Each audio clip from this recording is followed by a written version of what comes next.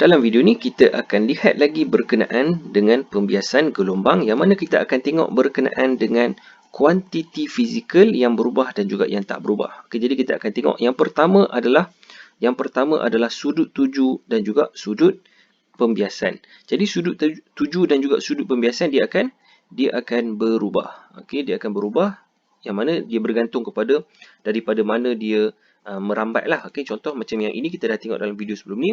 Contoh kalau ini adalah gelombang air, maka yang ini adalah dalam dan cetek. Okay, bila dia ada kedalaman yang berbeza, maka dia akan terbias, okay, menuju ke arah normal daripada dalam kepada cetek.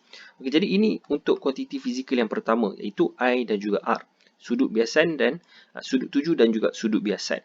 Okay, yang kedua adalah berkaitan dengan lambda. Lambda ataupun kalau kamu lupa, dia adalah panjang gelombang. Okey, panjang gelombang juga akan berubah. Tapi macam mana dia berubah? Baik, panjang gelombang dia akan berubah bila dia merambat daripada medium yang berbeza. Okey, medium yang berbeza. Contoh macam dekat sini, dia merambat daripada yang cetek, daripada yang dalam kepada yang cetek ataupun daripada yang kurang tumpat kepada yang lebih tumpat. Jadi macam mana dia punya panjang gelombang tersebut? Okey, panjang gelombang dia kalau yang ini cetek, yang ini dalam, okey, yang ini cetek ataupun yang ini kurang tumpat, okey, macam yang kita dah tengok dalam video yang sebelum ni, kurang tumpat dan juga yang bawah adalah tumpat, okey, ataupun lagi satu untuk gelombang bunyi, yang ini adalah panas, okey, yang ini panas, yang ini sejuk. Okey, jadi macam mana dia punya panjang gelombang dia berubah? Okey, panjang gelombang dia bila dekat bahagian atas ini dalam, kurang tumpat ataupun panas, maka dia punya panjang gelombang, contoh dia panjang. Okey, selepas dia terbias menuju ke arah normal, maka dia punya panjang gelombang dia akan berkurang. Dia akan jadi lebih pendek macam ni. Okey, ini dia akan jadi lebih pendek. Maksudnya panjang gelombang dia akan berubah. Okey, dia akan berubah. Macam mana dia berubah? Kamu kena tengoklah. Bergantung kepada medium dia. Kalau dalam ataupun kurang tumpat, okey, yang first kali ni merujuk pada air, dan ini adalah cahaya, dan yang bawah ini adalah bunyi. Okey, jadi bila dia dekat situasi yang atas ini, maka panjang gelombang dia besar, dan bila dia merambat ke arah medium yang lagi satu, iaitu cetek ataupun tumpat ataupun sejuk, maka dia punya panjang gelombang dia akan menjadi lebih kecil. Okey, dia akan berkurangan. Okey, ini yang kedua. Baik, yang ketiga. Cikgu padam dulu sekejap. Yang ketiga adalah berkaitan dengan frekuensi. Okey, untuk pembiasan frekuensi tidak berubah. Okey, jadi frekuensi dia tidak kacau lah. Frekuensi. Ataupun cikgu tuliskan F saja. Okey, F tidak berubah. Frekuensi tidak berubah. Okey, ini yang ketiga. Yang keempat, apa lagi yang kita ada? Okey, yang keempat adalah berkaitan dengan dia punya laju gelombang, iaitu V. Okey, laju gelombang. Jadi laju gelombang dia akan berubah. Okey, laju gelombang dia juga akan berubah. Jadi macam mana dia berubah? Okey, kita tengok pada situasi dekat sini.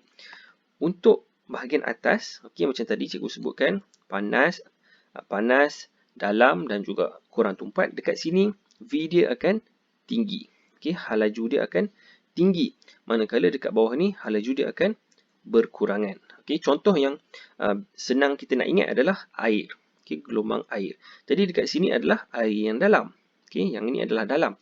Dan kita tahu bahawa dekat tengah-tengah laut, air dia bergelora. Maksudnya air dia tu sangat-sangat laju. Okey, kalau kita duduk dekat air dalam, susah untuk kita berenang.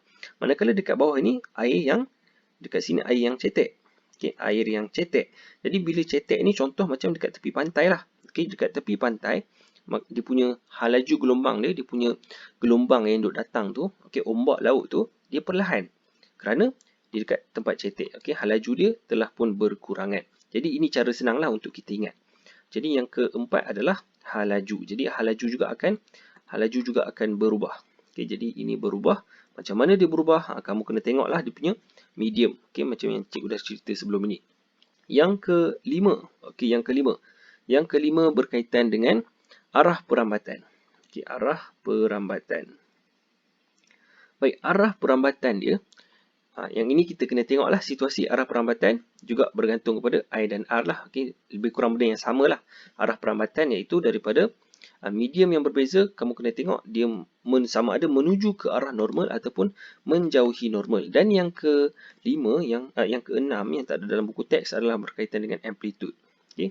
Jadi amplitude dia tidak berubah.